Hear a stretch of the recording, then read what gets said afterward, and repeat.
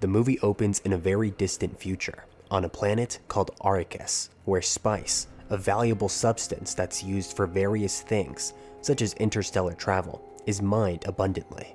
The Harkonnens, a powerful and technologically advanced race, come from a different planet to ravage and harvest the Arrakis. By controlling the spice production, the Harkonnens became even richer than the Emperor. The inhabitants and warriors of Arrakis fought bravely to free Arrakis from the Harkonnens, but failed miserably, many of them dying in battle. One day, by the Imperial decree, the Harkonnens were simply gone.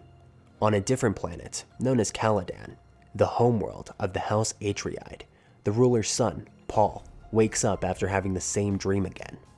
While having breakfast with his mother, Jessica, Paul complains about the ceremony they're forced to attend to pay respect to the Emperor. Paul asks his mother to pass him the water, and she tells him to use the voice, a skill that runs in her family, to make her give it to him. Concentrating, he exerts all efforts to command her into doing it.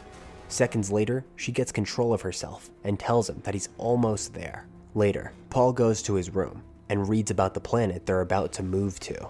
That afternoon, the Atreides family stands outside awaiting the arrival of the Emperor, their large army accompanying them. After they arrive and the announcement is made, a representative reads out loud the decree that the Emperor had made about the Atreides family taking over Arrakis. In front of witnesses from different families, Atreides puts down his seal of acceptance. After the ceremony, Paul goes to meet his uncle, Duncan, and informs him about the dream he's been having that shows him his uncle's death. Duncan doesn't take it seriously, but humorously indulges his nephew. After speaking to his uncle, Paul goes to his training session with Gurney, who pushes him to his limits, frightening him with stories about the Harkonnens and telling him that he needs to be strong. That night, while Paul is sleeping, his mother wakes him up and tells him to get ready. After he gets dressed and goes to meet her, Jessica tells him that the Reverend's mother, Gaius, who is the truth teller to the Emperor himself, was in their house, and explains that she was her teacher at the Bene Gesserit school.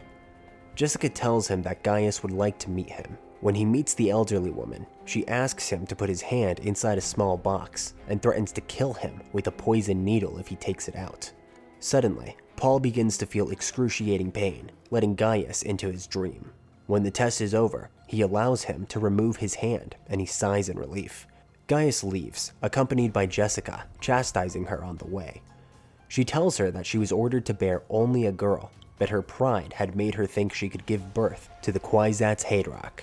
Looking at her intensely, she tells her that they have other prospects if Paul fails his promise. After Gaius leaves, Jessica is startled by her son, who asks her what the woman meant when she said he was the one. Jessica explains that they've been crossing bloodlines for thousands of years to bring forth the one that is powerful enough to bridge space and time, letting him know that the one is very close, or perhaps already there. A few days later, Paul arrives in Arrakis with his family and is received with the utmost respect. Once they arrive at the palace, Jessica comes across a handmaiden concealing a weapon.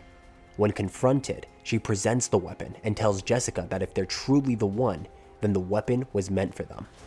In his quarters, Paul is attacked by a small device Harkonnens use for assassination. When his father, Duke Leto, hears of the matter, he sends out his best men to find the spy after his boy. On a Harkonnens ship, Gaius is speaking to their leader, Baron Vladimir. Knowing what they were planning, she tells him that no one must find out what happened to the House Atreides, but asks him to spare Jessica and her son, who were under their protection, to which Vladimir gives his word. Back in Arrakis, Leto and his son are pleased to see that Duncan has returned from his mission. He tells them that the native people had watched him search for them for days, until they finally sent out a warrior to kill him. He explains that he had never come so close to dying, but once he had won the fight, they let him stay with them for 4 weeks, where he learned that there were millions of them, instead of the estimated 50,000. Duncan then introduces the leader of the natives, known as Fremen, who asks for the Duke to leave them alone after they've gotten their spice. Leto promises that their caves will be theirs forever, and that they will never be hunted as long as he governs the planet. The following morning, Leto and Paul, along with their men and a native guide, go out to the desert to see the spice fields. While observing their machines, they also see the sandworm, which can reach up to 400 meters, heading toward the harvester. While the carrying ship attempts to pick up the harvester, one arm comes short. Realizing that the people won't make it, Leto decides to go down and rescue his men. As they fill the ships with their men, Paul is engulfed by the sand and has a vision. When Gurney returns to get him, Paul is on his knees and the sandworm is close by. The two men barely make it to the ship as the beast swallows the harvester. Upon arriving at the palace, Leto reprimands his son for his reckless behavior, to which the son apologizes. Later, when his mother visits him in his room, he reveals that his supposed allergic reaction to spice was a misinterpretation and shares a shocking vision that he had, including the revelation that he knew she was pregnant. That night, while Leto is in bed with his wife, he sees a strange light being shined as if transmitting a code. When he goes out to see what it is, he's attacked by the royal doctor who temporarily paralyzes him with a venomous dart. Sitting him upright, the doctor apologizes for what he had done, telling him that he had to sacrifice him for his wife, who was the Baron's prisoner. He tells him that he'll replace his false tooth with a poison that will be released when he bites down on it, asking him to use it when he's presented in front of Vladimir. Gurney is woken up by one of his men, who informs him that their protective barriers are down, and when he runs outside, he's shocked to see the Harkonnens' ships hovering just above them, launching an attack. The Harkonnens' ship begins to destroy the army, beginning with their weaponry and infrastructure. Accompanied by his men, Gurney charges forward, attacking their enemies. Atreides' men are massacred by the thousands, as the mercenaries cut through the unexpecting army. The captured prisoners are immediately executed without mercy. Paul awakens and finds himself on a ship next to his mother, who is gagged and bound. Duncan escapes the palace attack and fights his way to a ship, commending it from his unwilling enemies. Flying it away, he manages to dodge through offensive assaults and leaves the area. Out in the desert, Paul and his mother manage to escape their capture by using the voice to have the Harkonnens kill each other. Once they safely land in the desert, they're devastated to see their home burn to the ground. The two use the Fremen gear that had been on the ship to build a tent to keep warm against the cold night. In his grand hall, the Baron is having a large meal to celebrate his victory, while Leto sits slumped down across the large table, still paralyzed and naked. The great doors open, and the doctor who had betrayed the Atreides enters, asking the Baron to fulfill his part of the bargain, but Vladimir kills him. Sitting in front of Leto, the Baron leans closer to hear what he's saying. Realizing it's his only chance, Leto bites down on the poisonous gas, killing everyone in the vicinity. Out in the desert, Paul had another vision and saw himself with blue eyes, just like the Fremen fighting against the Harkonnens. He sees a holy war fought in his name, spreading across the world, and he's the head of it. Frightened by the images he'd seen, Paul stayed up all night contemplating his vision.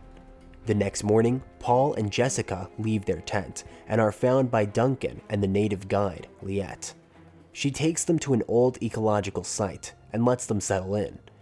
While they're conversing about how to bring peace to the houses by having Liette testify against the Emperor's treachery, the facility is overrun by mercenaries who are sent to kill Paul and his mother. Duncan sacrifices himself to give his family enough time to escape. Liette helps them out and provides them with a craft that would take them away. Staying behind, Liette summons a sandworm and lets it consume her and the assassins after her. Paul flies the craft directly into a sandstorm to avoid the enemies who are after him, but is overwhelmed by the strength of the storm. After having another vision, Paul retracts the wings on the ship and lets the storm take them. After spending several minutes in the storm, the force of the wind begins to calm down, letting Paul ignite the engine once more to fly them to safety.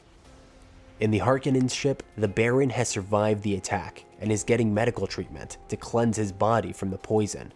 When his nephew Rabin enters the chamber, he orders him to double spice production to pay for the invasion and to exterminate the Fremen. In the Arrakis desert, Paul and Jessica walk for miles and encounter a Fremen tribe and see the man that Duncan had brought to introduce to Leto. Paul also sees Chani, the girl he's been having consistent visions about. Although the tribe's leader, Stilgar, offers them sanctuary, one of the tribe's members challenges Paul to a duel. The tribe gathers to watch them fight, and Chani gives him her knife so that he may die in honor. As soon as the fight begins, Paul can beat the man easily, killing him as per the tribe's rules. After his victory, Paul feels devastated, as the man was his first kill, but he's accepted into the tribe. Despite his mother's refusal, Paul decides to join the Fremen as one of their own. The group travels back to their stronghold in the caves. On their way, Paul witnesses a Fremen riding a sandworm and is fascinated by it. Looking back at him, Chani tells him that it was only the beginning. Are you a fan of the Dune series? Let me know in the comment section below. And hey, if you enjoyed this video, make sure you click that like button. You want to see another movie recap? Make sure you click that video that's on screen now. Thank you guys so much for watching all the way until the end of this video. If you want to see more awesome sci-fi movie recaps, then make sure you're subscribed. Thanks, I'll see you in the next movie recap.